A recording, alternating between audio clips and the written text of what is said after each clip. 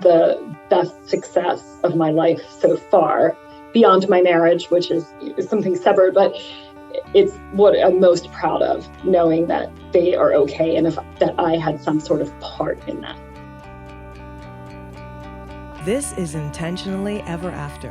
Join intentional lifestyle coach Joe Bukartek for a series of personal conversations and coaching sessions with various people about how living with intention shows up for them.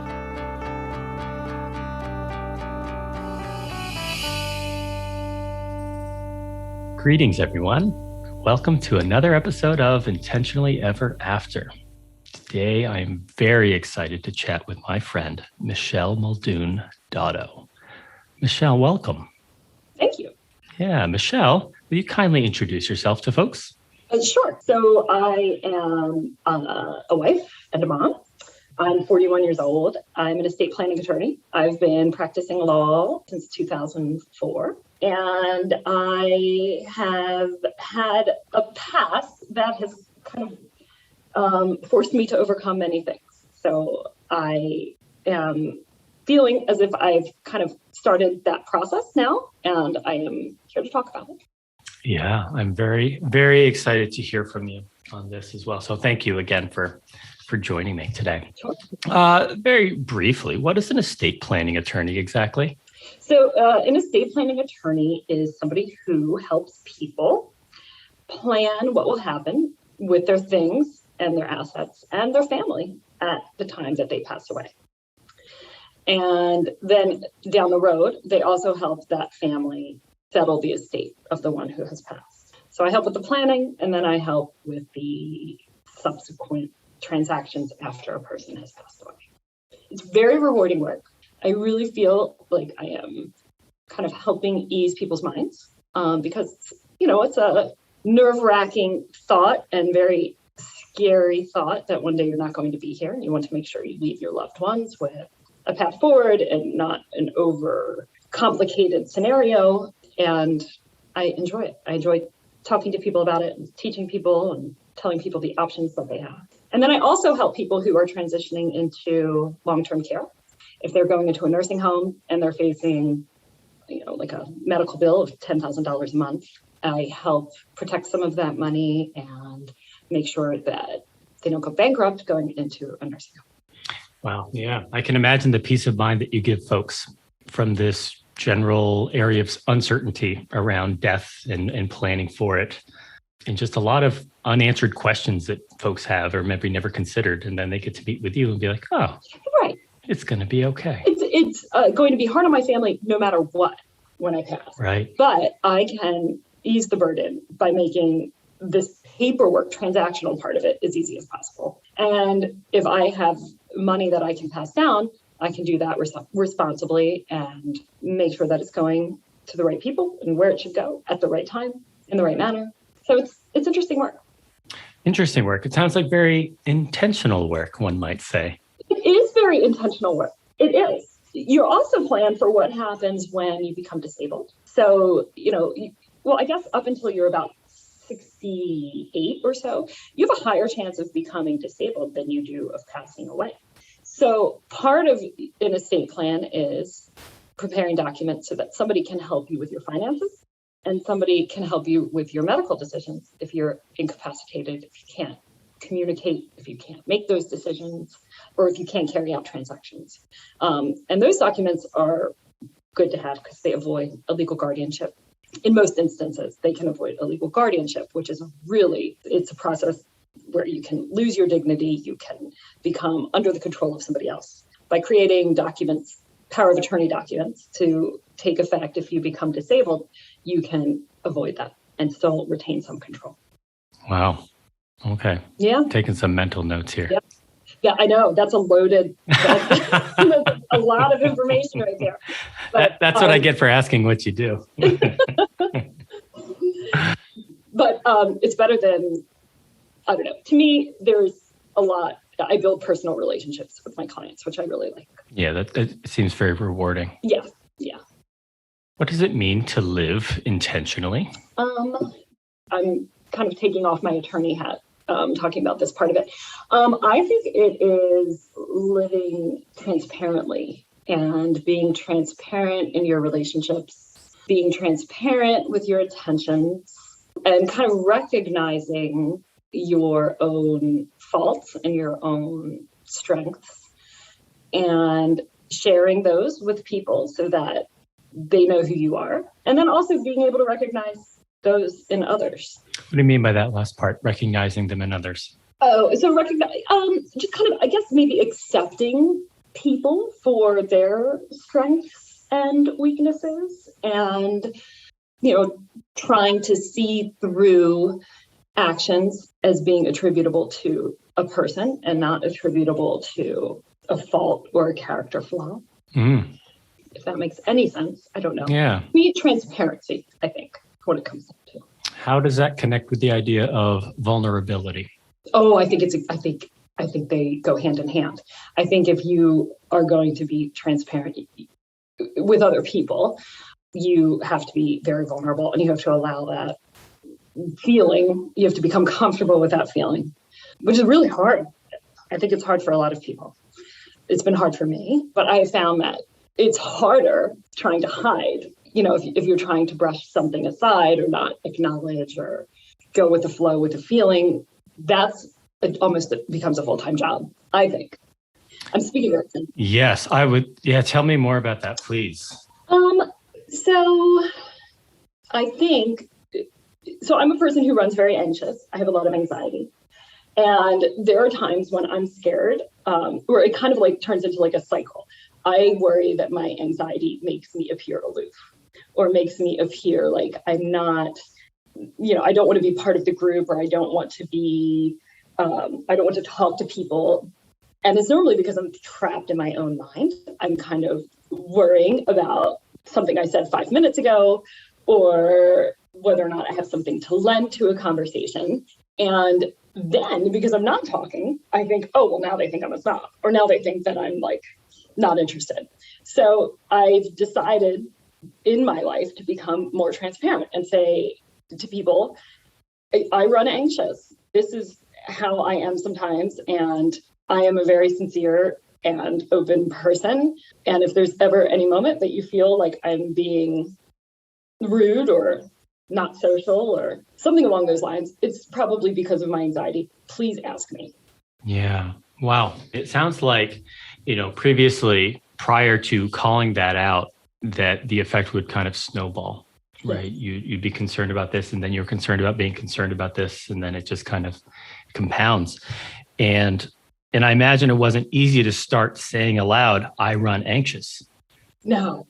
Because again, that's extremely vulnerable, right? To say that this is something that one might consider to be a fault, like what is wrong with me? But how freeing it sounds to be able to put that out there and be like, this is who I am. It's become incredibly freeing, and having almost like a canned explanation for it, or something that I can open with, knowing like, this is what I'm going to say, and this might help you understand who I am.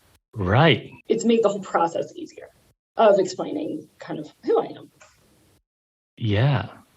No, I really like that. I really like the way that sounds. And what it does too is it allows you to control the narrative, right? Because in absence of knowing why something is the way it is, why someone is the way they are, we tend to fill it with assumptions, with whatever, right? And you're not allowing that to happen by saying, I run anxious. Exactly. Right.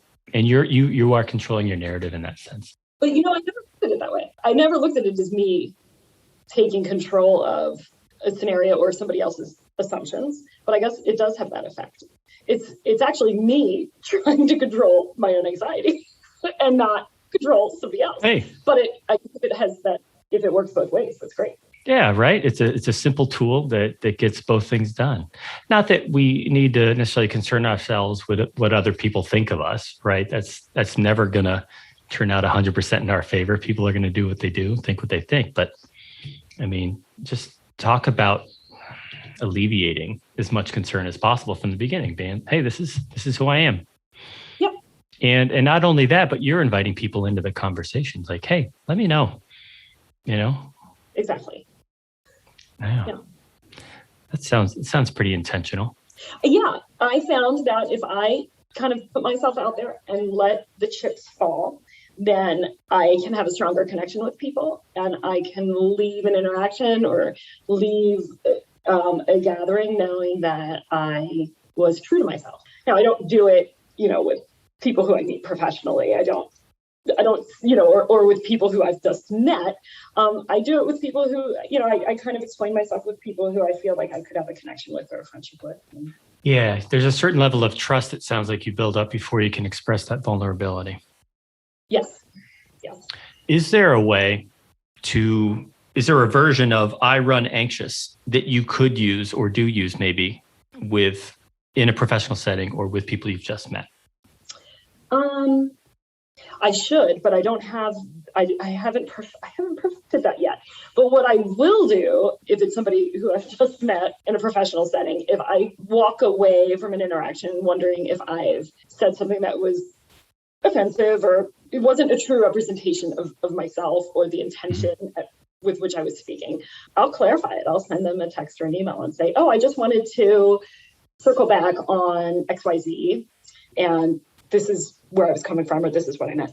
And rather than putting my anxiety out there, I'll just say, I hope I didn't cause a feeling of, I don't know, a negative feeling by saying something. And this is what I intended to say. Yeah. Yeah. So it's managing, I think managing my anxiety has become almost like a full-time job for me. Well, it sounds like you're managing it differently than you once did. It sounds like it's not necessarily an easier load to carry around, but you have a simpler method to use sometimes with the statement, I run anxious. Yeah. I'm just wondering when it might make sense to have a version of that in a professional setting that would feel appropriate to use. Because I mean, I really like the phrase. That's why I keep coming back to it. I think it's brilliant. Languaging, I think, is very important. Yes. The words we choose to use in many contexts. But I'm just thinking this could work in settings where you meet someone for the first time or in a professional setting somehow. I think there might be room somewhere in there for that. But just food for thought, planting the seed out there. I think it should be something I brainstorm. I like the idea of it. I want, in a professional setting, which has been hard for me to develop over the years, I try to make sure that I remain somewhat in control of a meeting or remain in control of a professional relationship with a client. Totally. So that is a scenario where I don't want to really make myself vulnerable. Totally. I appreciate that. Yeah. But I would suggest that is you remaining in control because you're controlling the narrative from the beginning. That's true. That's true. Right. Yeah. I run a little anxious and this is how it's going to go. Yeah. Right. That's true. I mean, I do appreciate you not wanting to reveal, fully vulnerable to this person you just met, in particular with a professional context. So there are, boundaries to consider there. Yeah. But yeah, just, I think there's something there. I like that. I want to explore that more. Cool. Yeah. Perhaps we'll put a pin in that and we'll revisit that one. I think that would be great. Cool. Now, if we can, I'd like to circle back to something you brought up very vaguely in your intro about you've gone down a certain path in your life. Yes. Wondering if you'd feel comfortable sharing that. Sure. And I think it really kind of is a great segue into why I've become a more transparent person and why I've decided to live kind of putting myself out there. So when I was 29, which was 12 years ago, my parents died tragically. They passed in a murder-suicide. It was kind of very public in Delaware. Delaware is a small state. A lot of people know each other. It can become somewhat incestual in Delaware. So when it happened, it was all over the news and people just knew. And I felt somewhat like I had to explain that to a lot of people. However, when it happened, I was 29. My brother was 17. My sister was 21.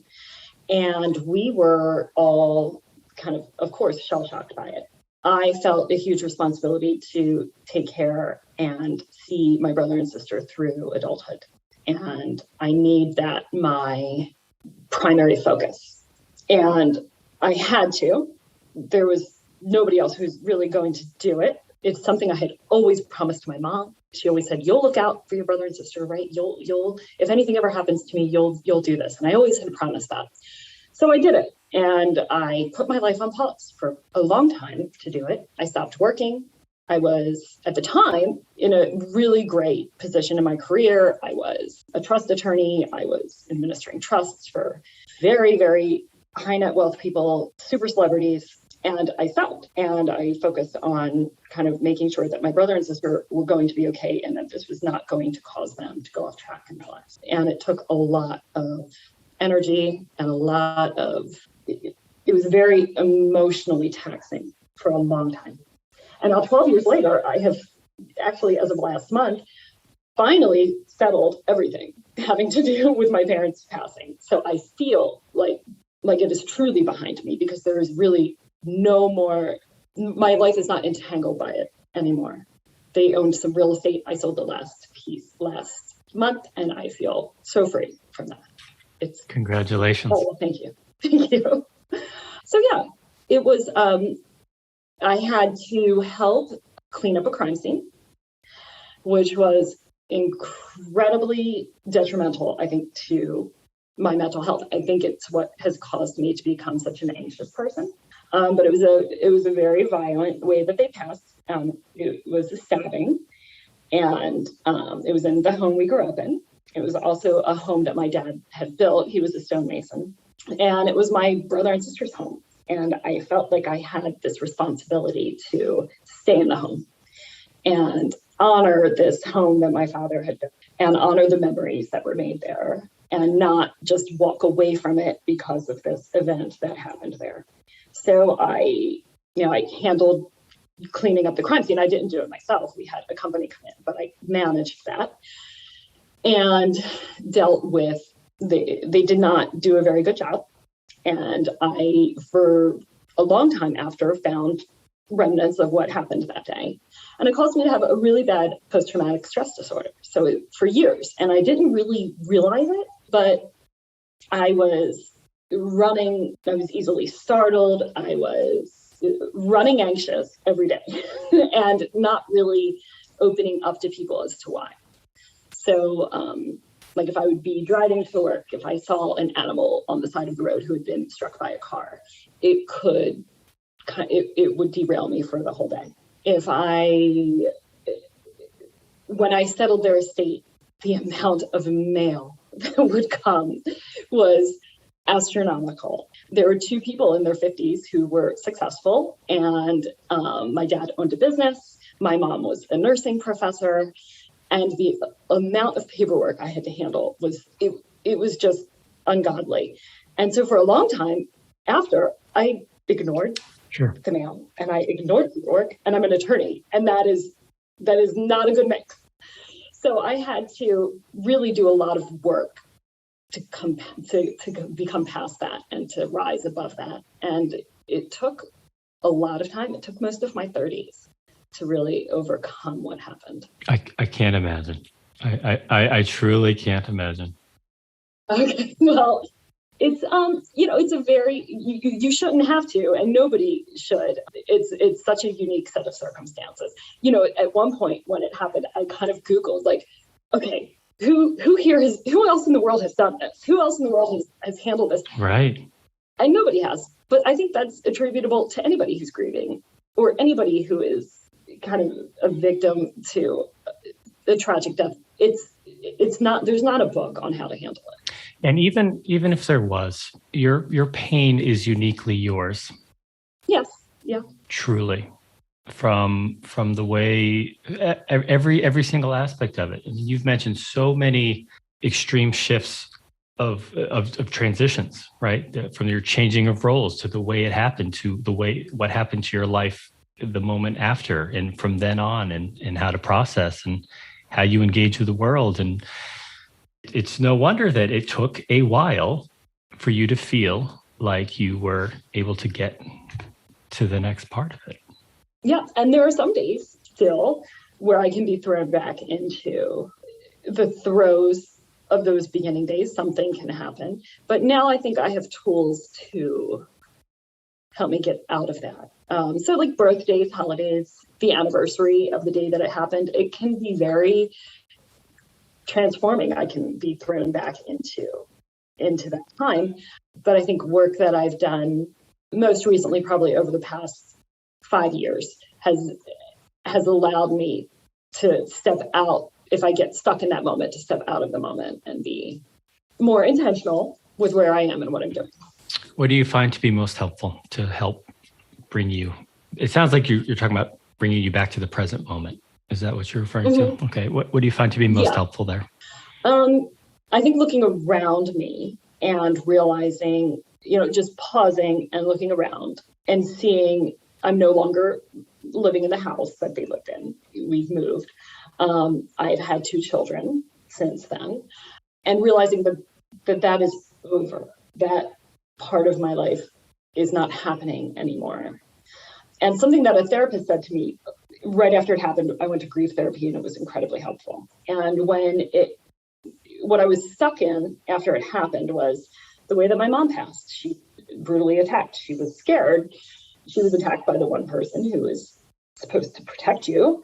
And I could not get that vision out of my mind. And I knew in the house where things happened. I knew in the house where she died, I would lay down on the floor and just kind of try to be with her and imagine how she felt. And I could not move past that.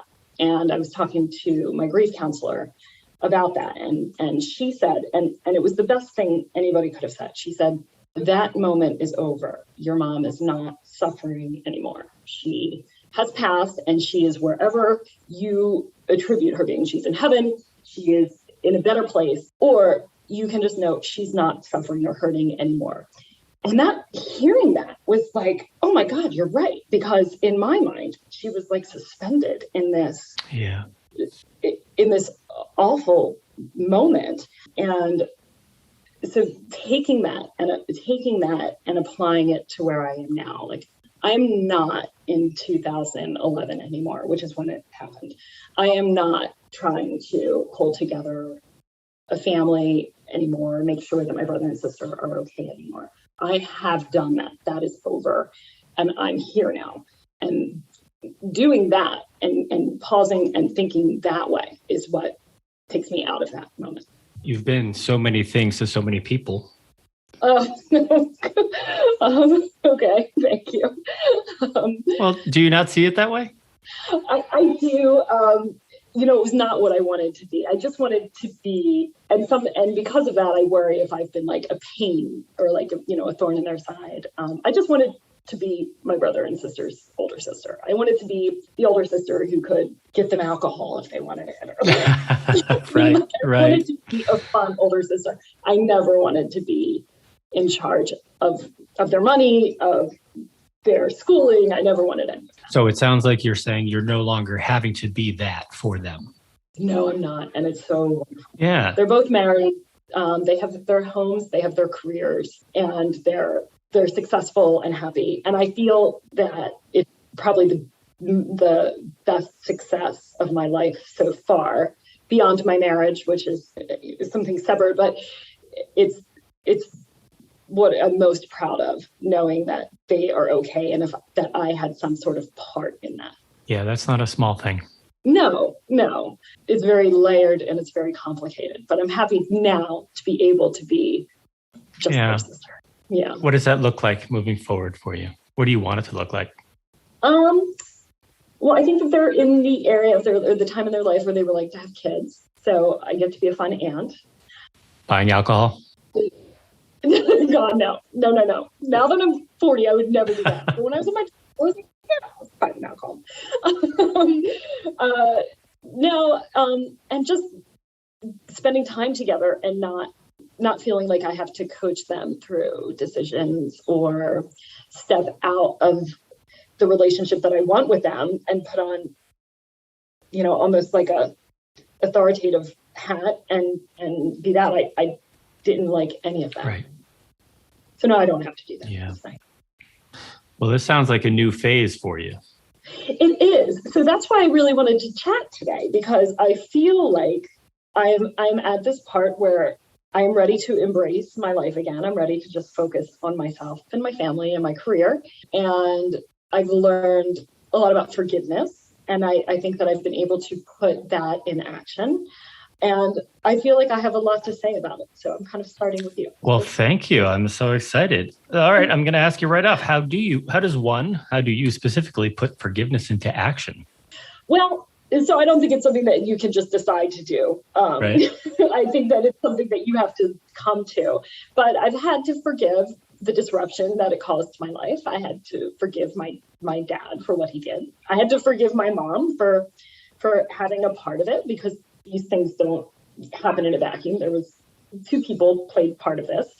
I've had to forgive myself for maybe missteps I felt that I've taken along the way. And I realized that holding on to the anger and holding on to the anxiety over it, it's not helping me move on. So I've had to make just a decision to accept who my parents were, what caused that event, and love them anyway and honor their memory anyway, because being angry wasn't helping. It was toxic. And it wasn't helping me. It was bringing me back to that moment. And I wasn't able to, if I found myself getting angry, I was not able to stay present where I am now, having moved past it. Is forgiveness in this instance, or in these instances, is it a moment or is it a process? I think it's a process. I think it ebbs and flows. I think that, there are some days still when I'm like 41 and just finally feel like I'm getting my career back. And I'm like, well, people who I went to law school with are, they've come so far, and I'm kind of starting fresh because I took some time off. So there are times when I'm resentful, but in the process of grieving, I've learned to forgive. So you've mentioned you've had to forgive, but it doesn't sound like one has to. But if one doesn't, then you're carrying it around with you. You're carrying around the resentment, right? And you chose that you were no longer willing to just carry that around, because I think you said it was toxic. Yes. Yeah. Yeah. I think that, so I've done reading and I've done some work on what forgiveness means. And I think some schools of thought are that, a person can't make you feel a certain way. Only you can feel a certain way. So if somebody breaks up with you and they make you feel unwanted and lonely and they've shattered your self-confidence, typically you would say they can't make you feel that way. Only you are responsible for that feeling. And that's supposed to be a step in the forgiveness journey, realizing and owning your feelings. In this instance, the actions took my whole life off, of course. And so, yes, I was grieving, and yes, I was lonely, but it also made me press pause on my life. And so I couldn't take ownership of that because I had no control over that. So I had to realize that I had to kind of become a more empathetic person and look and see why this happened and what caused this, and try to understand that my dad had no control over it either. And I think that if he knew what he was doing and the effect that it would have, he would have never done what he did. So looking at it from his point of view allowed me to forgive him, because otherwise I was not moving on. Like I said, when it was toxic, it caused me to be more of a victim to his actions than I wanted to be. Oh, yeah. I'm wondering if I can share this philosophy with you. It's part of my own philosophy, not uniquely mine, but wondering what you think of it. That everyone at any given point is doing the best that they can, but it may not always be good enough. I like that. I think that's very true. I say that a lot, that you're doing, like, to myself or to my kids, you're doing the best that you can. But taking it a step further and saying, but it might not be good enough, adds a layer of accountability and responsibility to it, which is important. I think the reason I thought of it as you were explaining, and It has to do with feeling less like a victim to certain things as well, which is, I think, what your point was, not feeling victim to it. And when you were able to forgive, it made you feel less like a victim to it, it sounds like. Yes. Yeah. And I think in the moment that my parents passed, my dad was trying to do the best that he could. It was not good enough. But I think I can say that in this part of my life and journey, I'm doing the best that I can handling what happened. And finally, it's good enough because I've somewhat made peace with it. But you've certainly come a long way from everything you've been explaining. Oh, well, thank you. I hope it makes sense. It can be, it's such. What if it doesn't? Who cares? Well, I don't want listeners to feel like they're wasting their time because I'm here right now. All right. They'll be all right. They'll be all right. Yeah. I want to jump to this question, and it may feel out of place, but I'm going to ask it anyway. What area in your life feels just about perfect? I think my marriage. I feel like my marriage is just about perfect. I'm married to a wonderful man, and I know that, and I honor that. And he makes me feel honored and loved every day. And we communicate so well and just enjoy each other's company so much that there's nothing about it I would change. So I feel like if you're defining perfection, I don't know if it could get better. So to me, that sounds pretty damn perfect. Yeah. Yeah, it does sound pretty damn perfect. Yeah. For what it's worth, the question is in quotes. The word perfect is in quotes. I know. So it's meant to be self-defined. So I think you did a brilliant job of that. Yeah. I was in therapy once, and the therapist asked me to talk about my husband, and I just kind of burst into tears because I love him so much and love the person that he is. And he's the most selfless person I've ever met. And I feel so lucky to have him and to have found him, and that he loves me. I just feel so blessed and lucky to have him. And realizing that one day it was like, it was a lot. And I don't think I had ever thought about it in that way. Didn't seem like you had the luxury of focusing on that, given everything that was foisted upon you. That's true. It did. We were married at the time, and it did, it caused us to have to stop focusing on ourselves and put our energy into other people and cleaning up a giant mess. But he was wonderful, and he still is, and he's still here. And it put a lot of faith. I think it restored a lot of faith in me towards people, because when your dad kills your mom, you really stop trusting people. And Steve, assuring me every day that he wasn't going anywhere, kind of stopped it in its tracks. Yeah, that would have you question so many parameters that people just assume about life, about people, right? And yeah, Steve's. I happen to know Steve, and he's a good reminder that there's some good out there. Yeah. So now that you feel like you're now able to focus on yourself and yourselves, what's next? What's part of what's next? What do you want more of? So we have a 10-year-old, and we had fertility issues. Why don't we throw fertility issues in the mix of all of it? Let's do it. Let's add it. Yeah. So we never gave up, and we were told by our doctors to not give up, that this would happen. And with our doctors' encouragement, we kept going. And we now have an 18-month-old son and a 10-year-old daughter.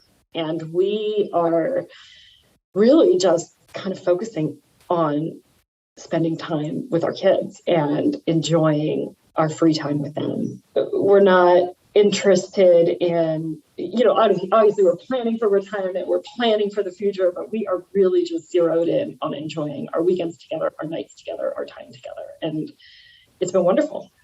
Yeah, that sounds like a pretty intentional approach as well. Yeah, I guess. Yeah.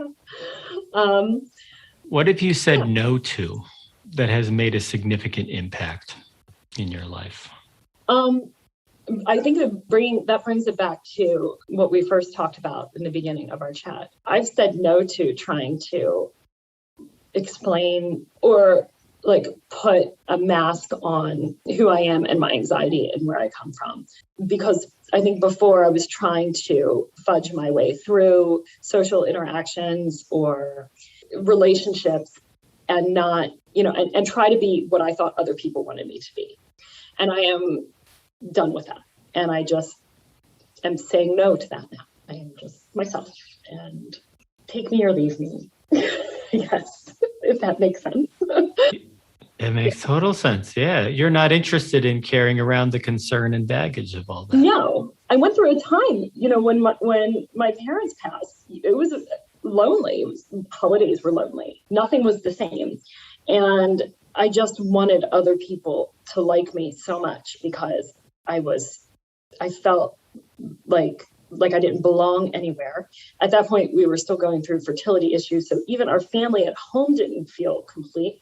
So I just wanted to be a part of something so badly that I would be whatever somebody else wanted me to be. And it was exhausting. And I was not being true to myself. And I just realized, I think having our son, I realized this is not worth it. I want to be transparent and I want to be authentic for him and for our daughter so that they know who their mom is and so that they don't turn into people pleasers or. Yeah, no pressure, Mom, but you're modeling for them, aren't you? Yeah, exactly. They watch everything. Sure. Yeah. So I've said no to that. I've said no to being anybody but myself. Yeah. Who is someone that you admire and what do you admire about them? So I'm going to say it's my husband. I'm going to bring it back to Steve. Yeah, you're allowed to repeat. Yeah, let's do it. He is unwaveringly patient. He is very good with people, which has caused him to be successful in life.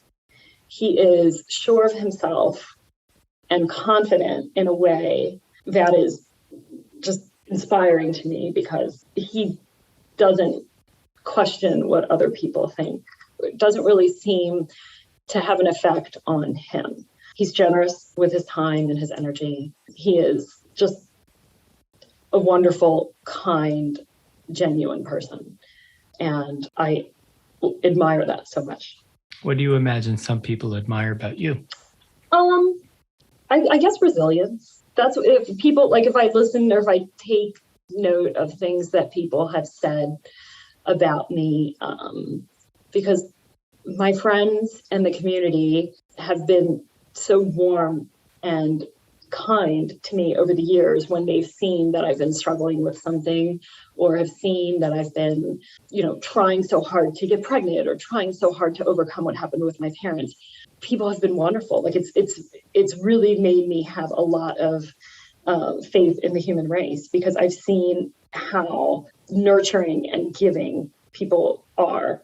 But when they say something to me, it's always, you're so strong or you're so determined or you're so resilient. So I think that's what people say. I hope that's what. Yeah. Sounds like you kind of believe that about yourself, right? Yeah. Yeah.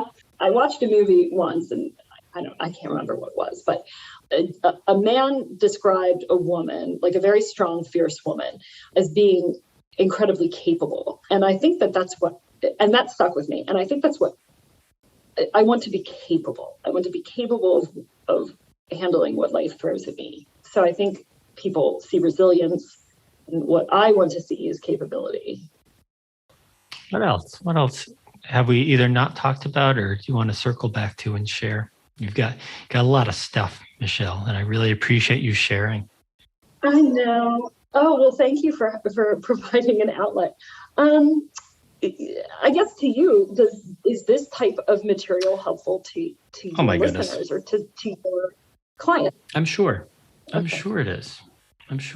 Like we've chatted a little bit before, there may be some people who can relate to much of what you said, some of what you said, or maybe none of what you've said and shared about your life. But I think all of it is valuable for the folks who have not experienced what you've experienced to any degree, to consider at a minimum, wow, this person who I just met or who I've seen walking past might be going through something in their life. And I never would know that, because when you're walking down the street, you don't carry those things as labels on the outside. Yeah. You certainly don't, right? But they're absolutely, while you have done a lot of work not carrying around a lot of the baggage and toxicity of the situations, you do carry along the part of the experience, right? And it turns into wisdom. It turns into perspective. And so, yeah, I have no doubt that someone out there will, and multiple someones, by the way, but, I can't go as far as guaranteeing a number here, will definitely benefit from it. I mean, I know I certainly have benefited. So if no one else, there's one person, one plus, that has benefited from our conversation today. So genuinely, I truly appreciate you sharing, being transparent. You're definitely practicing what you preach. I'm trying. And congratulations again for settling on the final properties and all the legal stuff, and being able to cleanly as possible, move forward and start living a more excited and focused on your family of 4. Yes. It's very exciting news. Thank you. Yeah, absolutely. This has been Intentionally Ever After, hosted by intentional lifestyle coach Joe Bukartek. If you would like to have your own intentional conversation with Joe on or off the air, visit intentionallyeverafter.com. Thanks for listening.